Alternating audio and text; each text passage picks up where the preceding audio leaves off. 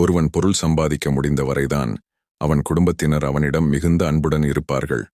அதன் பின்னால் வயதாகி உடல் தளர்ந்த பின் ஒரு வார்த்தை கூட யாரும் கேட்கக்கூட மாட்டார்கள்.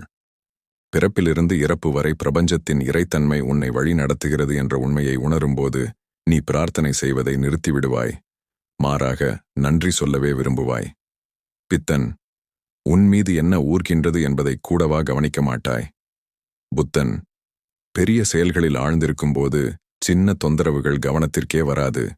எவன் ஒருவன் இறைவனுக்கு தன் உடம்பையும் மனத்தையும் எந்த விதத்திலெல்லாம் அர்ப்பணம் பண்ண முடியுமோ அந்த விதத்தில் எல்லாம் அர்ப்பணம் பண்ணினால் இறைவன் அவனை உலகமெல்லாம் அறிந்து போற்றும்படி செய்வார். தூணிலும் இருக்கிறான், துரும்பிலும் இருக்கிறான். ஆனால் இறைவன் நீங்கள் செய்வதை பார்த்து கொண்டே இருக்கிறார். ஏதாவது கொடு கடவுளேன்னு வெளியே சிலர், இன்னும் கொடு கடவுளேன்னு உள்ளே பலர். என்ன பாக்கிறீங்க? விபத்தெல்லாம் இல்லை, ஒரு பெண்ணின் ஸ்கூட்டி ஸ்டார்ட் ஆகல, அவ்வளவுதான்.